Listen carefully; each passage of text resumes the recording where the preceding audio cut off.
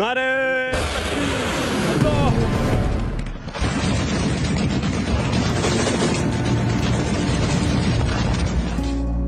রাত গভীর হতেই হঠাৎ গর্জে উঠেছে কামান আর একের পর এক বিস্ফোরণে কেঁপে উঠেছে সীমান্ত এলাকা।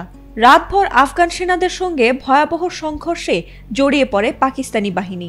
ইতোমধ্যেই আফগানিস্তানের ১৯টি সীমান্ত ঘাঁটি দখলে নিয়েছে পাকিস্তান সেনাবাহিনী, আর এতে পিছু না হটে সমানতালে প্রস্তুতি নিচ্ছে আফগানরাও। তাহলে কি এবার যুদ্ধে জড়াচ্ছে এই দুই প্রতিবেশী দেশ?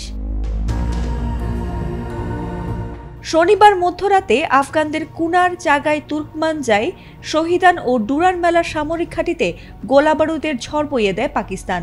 এতে আফগান সেনাদের বেশ কয়েকজন আহত ও নিহত হয়েছেন এবং অনেকে পালিয়েও গেছেন বলে দাবি ইসলামাবাদের।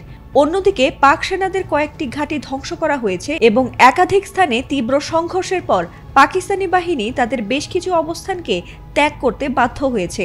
সংঘর্ষ হয়েছে পাক আফগান সীমান্তের পাকতিয়া, খোস্ত, হেলমান্দ ও নানগাহার প্রদেশেও। তবে হঠাৎ করে কেন আফগান সীমান্তে হামলা চালালো পাকিস্তান? এই সংঘাতের পেছনে রয়েছে বেশ গভীর কিছু কারণ। কয়েকদিন আগেই তেহরিক-ই-তালিবান পাকিস্তান বা টিটিপির নেতাদের আশ্রয় দেওয়ার অভিযোগে কাবুলে বিমান হামলা চালায় পাকিস্তান, আর ওই হামলায় টিটিপি প্রধান নূর ওয়ালি মেসুদ সহ কয়েকজন নিহত হয়েছে বলে গুঞ্জন ছড়ায়। এরপর থেকে উত্তপ্ত হয়ে ওঠে দুদেশের সীমান্ত। এ প্রসঙ্গে কাবুলের প্রতিরক্ষা মন্ত্রণালয় বলছে, পাকিস্তান আফগানদের সার্বভৌমত্বে আঘাত এনেছে আর তারই জবাব দিতে তারা বাধ্য হয়েছে। পাল্টা হামলায় আফগান বাহিনীও পাকিস্তানের আঙ্গুরাড্ডা, বাজাউর, কুর্ম ও দির এলাকায় কয়েকটি ঘাঁটিতে আঘাত হানে। তালেবান সূত্রের দাবি, তাদের বাহিনী অন্তত ৫টি পাকিস্তানি সেনা ঘাঁটি দখল করেছে এবং কয়েকটি ট্যাঙ্ক ধ্বংস করেছে। এমনকি এসব সংঘর্ষে পাকিস্তানের ডজনেরও বেশি সেনা নিহত এবং আহত হয়েছে। অপরদিকে আফগানদের এমন দাবি নাকচ করে দিয়েছে পাকিস্তান, যদিও এ সংঘর্ষে তাদের ট্যাঙ্ক, ড্রোন ও ভারী অস্ত্রের ব্যবহার করতে দেখা গেছে।